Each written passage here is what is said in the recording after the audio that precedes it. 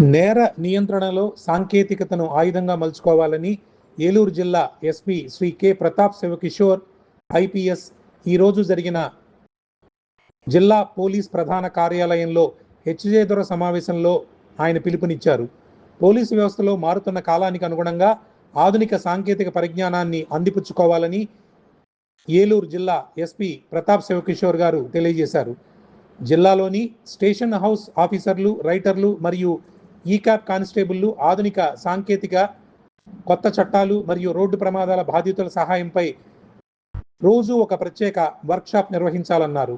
వర్క్షాప్లో ప్రధానాంశాలు road ప్రమాద బాధితులకు PM ఆర్ఏహెట్ and good సమ్మర్టన్ act, కేంద్ర ప్రభుత్వం ప్రవేశపెట్టిన పిఎం రాహాట్ పథకం ద్వారా రోడ్డు ప్రమాద బాధితులకు గోల్డెన్ అవర్లో అందే నగదు రహిత చికిత్సపై సిబ్బందికి అవగాహన కల్పించాలన్నారు. ప్రమాద బాధితులను కాపాడే గుడ్ సమ్మారిటన్ మంచి మనసుతో స్పందించేవారు చట్టపరమైన రక్షణ గురించి ప్రజలకు వివరించాలని ఎస్పీ సూచించారు. నేరస్తులపై నిఘా, నేరాలు జరగకుండా ముందుగా నిరోధించడాన్ని, నేరస్తుల కదలికలను సాంకేతికత ద్వారా నిరంతరం పర్యవేక్షించాలని ఆదేశించారు. ఈ విషయాలను గురించి అన్ని పోలీస్ స్టేషన్లో ఉన్న సిబ్బందికి కూడా వీడియో కాన్ఫరెన్స్ ద్వారా దిశానిర్దేశం. ఈ వర్క్షాప్లో భాగంగా ఎస్పీ గారు వీడియో కాన్ఫరెన్స్ ద్వారా జిల్లాలోని అన్ని పోలీస్ స్టేషన్ అధికారులకు దిశానిర్దేశం చేశారు. ప్రతి కానిస్టేబుల్ సాంకేతిక పరిజ్ఞానంపై పట్టు సాధించాలని ఆయన తెలియజేశారు. ఈ కార్యక్రమంలో trainee IPS Shri Jayasharma, Eluru DSP Shri D Shravan Kumar, జిల్లాలోని అన్ని పోలీస్ స్టేషన్ల అధికారులు మరియు సిబ్బంది పాల్గొన్నారు. ఇలాంటి వాళ్ళని మీరు ట్రాక్ చేయొచ్చు. మీరు ట్రాక్ చేసేటప్పుడు మీరు గుర్తుపెట్టుకోవాల్సింది ఏంటి? ఏ కెమెరా, ఏ లొకేషన్. ఇప్పుడు ఆర్కివీడ్ బ్యాచ్ నుంచి దొంగతనాలు ద్వారకా తిరుమలలో మధ్యాహ్నం వేసిన టైంలో జరుగుతుంటాయి.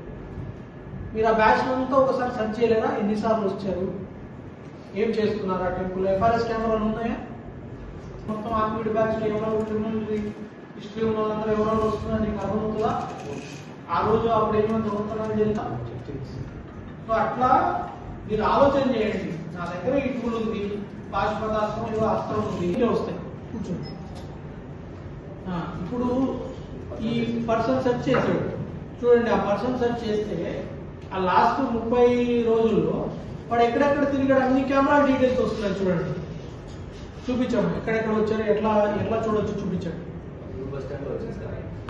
ఇక్కడ వచ్చాడనే కాదు, వాడు ఎక్కడెక్కడ తిరిగాడు, ఏ కెమెరాలో వచ్చాడు, ఆ డీటెయిల్స్ అన్ని తెలుస్తాయి. మొన్న రీసెంట్ గా ఒక ఆయన మానవతావాడిని చనిపోయాడు, సూసైడ్ చేసి. ఇంకా మంచిగా వస్తాయి. ఈ బైక్స్ అయితే రోడ్స్ మీదే కెమెరాలు ఉంటాయి కాబట్టి మాక్సిమం మంచి ఇంకా పర్సన్ కంటే దాంట్లో మీరేం గుర్తుపెట్టుకోవాలి? ఈ ట్రాకింగ్ రిక్వెస్ట్ చేసినప్పుడు ఎంత పీరియడ్ మీరు ట్రాకింగ్ పెట్టుకున్నారు చూపించి, ఎంత ట్రాకింగ్ ఎన్ని రోజులు చేయాలి? 30 days చేస్తారా, 70 days చేస్తారా? మాక్సిమం ట్రాకింగ్ ఎంత చేయొచ్చు? 30 days. 30 days కూడా ఎక్కువ చేయడం లేదా? అప్పుడు మీకు రిజల్ట్ వస్తుంది. లేదా ఒకసారి క్రియేట్ చేసేసి క్లోజ్ చేసేస్తాం. Next status. అట్లాంటప్పుడు మనం ఏం చేయాలి? మనకి సాల్వ్ అయిపోయినవి క్లోజ్ చేయాలి. సో దట్ మీకు అన్సాల్వ్డ్ ఉన్నవి ఎక్కువ కంప్యూటర్ రిసోర్స్ దాని మీద పోయి అది మీకు కరెక్ట్ రిజల్ట్ జనరేట్ చేస్తుంది. తర్వాత మీ స్టేషన్ లిమిట్స్ లో దొరకాలని లేదు, బయట ఎక్కడైనా కనపడవచ్చు. మీరు దానికి సంబంధించిన ఎఫ్ఐఆర్ నెంబరు, జీడీ నెంబర్ కానీ పెట్టడము. రీజన్ మీరు కరెక్ట్ గా ఉందాక అదే ఎన్బిడబ్ల్యూ ముద్దాయి ఆల్రెడీ దీంతో పెట్టుకుని ఉంటే వీడు ప్రాపర్టీ అఫెండర్, వీడి మీద పెండింగ్ ఎన్బిడబ్ల్యూ ఉంది, వీడు మీద కానీ కాస్ట్